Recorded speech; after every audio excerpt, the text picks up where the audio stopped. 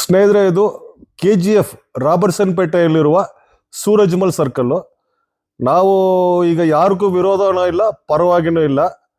ನಮ್ಮ ನೋವುಗಳನ್ನ ತಿಳಿಸೋಣ ಅಂತ ಈ ಸುದ್ದಿಯನ್ನ ಮಾಡ್ತಾ ಇದ್ದೀವಿ. ಈಗ ನಾವು ಎದುರುಗಡೆ ನೋಡ್ತಾ ಇರೋದು ಕಳ್ಳರೆ ತಿರುನಾಳ್ ಅಂತಾರೆ. ಅದು ನವೆಂಬರ್ 2ನೇ ತಾರೀಕು ಬಂತು, ಹೋಗಿತ್ತು. ಈಗ ಇಲ್ಲಿ ಬ್ಯಾನರ್ ಅನ್ನ ಕಟ್ಟಿದ್ದಾರೆ. ಈ ಬ್ಯಾನರ್ ಅನ್ನ ಇಲ್ಲಿ ಕಟ್ಟಕ್ಕೆ ಇವ್ರಿಗೆ ಬೇರೆ ಸ್ಥಳಗಳೇ ಸಿಕ್ಕೋದಿಲ್ಲ. ಕಾರಣ ಏನಂದ್ರೆ ನೋಡಿ, ಈ ಗ್ರಿಲ್ಗಳು ಇದೆ, ಸ್ಟೀಲ್ ಗ್ರಿಲ್ಗಳು. ಇದು ಎಷ್ಟು ಲಕ್ಷಗಳು ಖರ್ಚು ಮಾಡಿ ನಗರಸಭೆಯಿಂದ ಇದನ್ನ ಫುಟ್ಪಾತ್ಗಳಲ್ಲಿ ಅಳವಡಿಸಿದ್ರು ನಮ್ಗೆ ಗೊತ್ತಿಲ್ಲ. ಸುಮಾರು ಲಕ್ಷಗಳು ಬಿಲ್ ಆಗಿರ್ಬೋದು. ಆದ್ರೆ ಇಲ್ಲಿ ನೋಡಿ, ಈ ಇಲ್ಲಿರುವ ಗ್ರಿಲ್ಲು, ಸ್ಟೀಲ್ ಗ್ರಿಲ್ಲು ಎಲ್ಲಿ ಬಿತ್ತು ಎಲ್ಲಿ ಕಿತ್ಕೊಂಡು ಬಂತು ಗೊತ್ತಿಲ್ಲ, ತಂದು ಇಲ್ಲಿ ಹಾಕಿದ್ದಾರೆ. ಇದು 100% ನಗರಸಭೆಯ ಆಸ್ತಿ. ಇದನ್ನ ಹೆಂಗೆ ನಿರ್ಲಕ್ಷ್ಯತೆಯಿಂದ ಇಲ್ಲಿ ಹಾಕಿದ್ದಾರೆ ಅಂತ ನೋಡಿ. ಇಲ್ಲಿ ನೋಡಿ, ಈ ಗ್ರಿಲ್ಲು ಇದು ಬಲವಿಲ್ಲದ ಗ್ರಿಲ್ ಆಗಿ ಕಾಣ್ತಾ ಇದೆ. ನೋಡಿ ಎಷ್ಟು ಬೆಂಡ್ ಆಗಿ ಹೋಗಿದೆ.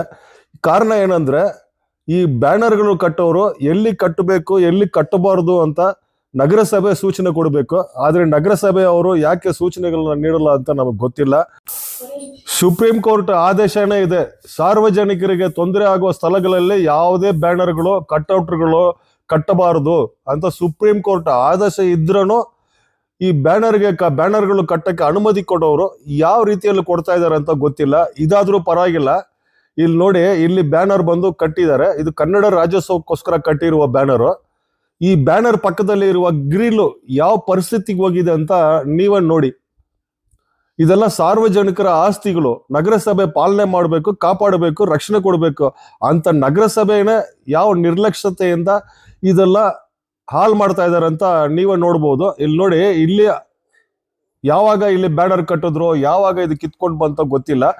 ಈಗ ಇದೇ ತರ ಸುಮಾರು ಲಕ್ಷಗಳು ಖರ್ಚು ಮಾಡಿ ಫುಟ್ಪಾತ್ಗಳಲ್ಲಿ ಅಳವಡಿಸಿರುವ ಇಂಥ ಸ್ಟೀಲ್ ಗ್ರಿಲ್ಗಳು ಎಲ್ಲಾ ಕಡೆನೂ ಮುರಿದು ಹೋಗ್ತಾ ಇದೆ. ಕಾರಣ ಏನಂದ್ರೆ, ಈ ಅನುಮತಿ ಇಲ್ಲದೆ ಅಥವಾ ಅನುಮತಿ ಪಡ್ಕೊಂಡು ಎಲ್ಲಿ ಕಟ್ಟಬೇಕೋ ಅಲ್ಲಿ ಕಟ್ಟದೆ ಈ ಸಾರ್ವಜನಿಕರಿಗೆ ತೊಂದರೆ ಆಗ್ತಕ್ಕಂಥ ಸ್ಥಳಗಳಲ್ಲಿ ಕಟ್ಟೋರ್ಗಳನ್ನ ಬ್ಯಾನರ್ಗಳನ್ನ ಕಟ್ಟೋದ್ರಿಂದಾನೇ ಈ ಗ್ರಿಲ್ಗಳು ಈ ತರ ಮುರಿದೋಗುತ್ತೆ ಅಂತ ಸಾರ್ವಜನಿಕರು ನಮ್ಮಲ್ಲಿ ದೂರುಗಳು ನೀಡಿದ್ರು. ಸರ್, ಕನ್ನಡ ರಾಜ್ಯೋತ್ಸವ ಹೋಗಿ 4 ದಿವಸ ಆಗಿದೆ, ಇಲ್ಲಾದ್ರೂ ಪರವಾಗಿಲ್ಲ ಸರ್, ಇಂಥ ಕಾನೂನುಗಳನ್ನ ಪಾಲನೆ ಮಾಡತಕ್ಕಂಥ ನಗರಸಭೆ ಆಡಳಿತನೇ ನಿರ್ಲಕ್ಷ್ಯತೆ ತೋರಿಸ್ತಾ ಇರುವ ಒಂದು ದೃಶ್ಯಾವಳಿ ಕೂಡ ಇದೆ ಸರ್, ಸ್ವಲ್ಪ ನೋಡಿ ಅಂತ ಹೇಳಿದ್ರು. ನಾವು ಬೆಳಗ್ಗೆನೆ ಇದನ್ನ ಸುದ್ದಿ ಮಾಡಿದೀವಿ. ನೋಡಿ, ಇಷ್ಟು ದೊಡ್ಡ ಪೋಲ್ಗಳನ್ನ ತಂದು ಈ ಕಂಬದಲ್ಲಿ ಕಟ್ಟಿದ್ರೆ ಗಾಳಿಕ್ಕೆ ಈ ಗ್ರಿಲ್ಗಳು ತಾಳುತ್ತಾ ಅಂತ ನೀವೇ ನೋಡ್ಬೇಕು.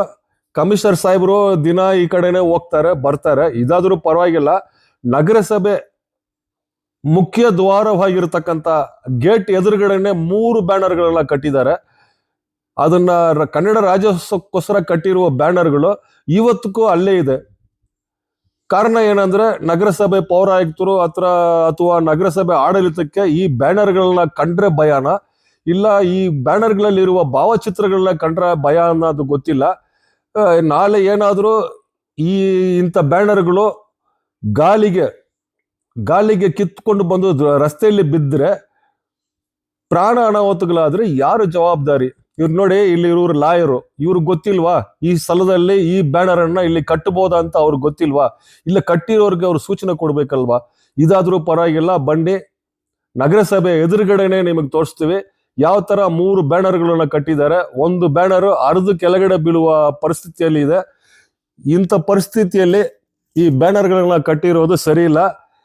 ಸಾರ್ವಜನಿಕರು ಎಷ್ಟು ನಾವು ಸುದ್ದಿ ಮಾಡಿದ್ರು ಇವರು ಉದಾರ ಆಗಲ್ಲ, ಸುಧಾರ ಆಗಲ್ಲ ಅಂತ ಮಾತ್ರ ಕಾಣ್ತಾ ಇದೆ. ಕಾರಣ ಏನಂದ್ರೆ, ನೋಡಿ ಇಲ್ಲಿ ಈ ಬ್ಯಾನರು ನಗರಸಭೆ ಮೇನ್ ಗೇಟ್ ಎದುರುಗಡೆನೆ ಈ ಬ್ಯಾನರ್ ಹೆಂಗಿದೆ. ಇವರು ಹೆಂಗೆ ಅನುಮತಿ ಕೊಡ್ತಾರೋ, ಇವರು ಅನುಮತಿ ಕೊಡಲ್ಲ. ಯಾಕಂದ್ರೆ ಎಲ್ಲಾ ಭಾವಚಿತ್ರಗಳಲ್ಲೂ ಶಾಸಕರು ಫೋಟೋ ಇರೋದ್ರಿಂದ ಭಯದಲ್ಲಿ ಬಿಡ್ತಾರ ಅಂತ ಸಾರ್ವಜನಿಕರು ನಮ್ಮಲ್ಲಿ ಪ್ರಶ್ನೆ ಮಾಡಿರೋದ್ರಿಂದ ಈ ಸುದ್ದಿಯನ್ನ ಮಾಡ್ತಾ ಇದೀವಿ. ನಾವಂತೂ ಬ್ಯಾನರ್ಗಳು ಕಟ್ಟೋರಲ್ಲ.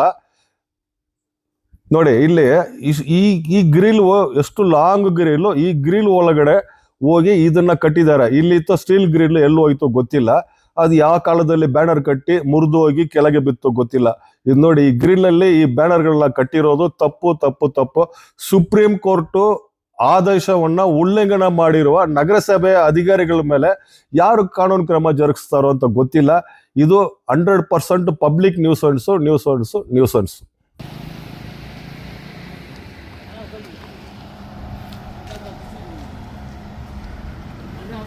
ಸಾಮಾನೆಲ್ಲ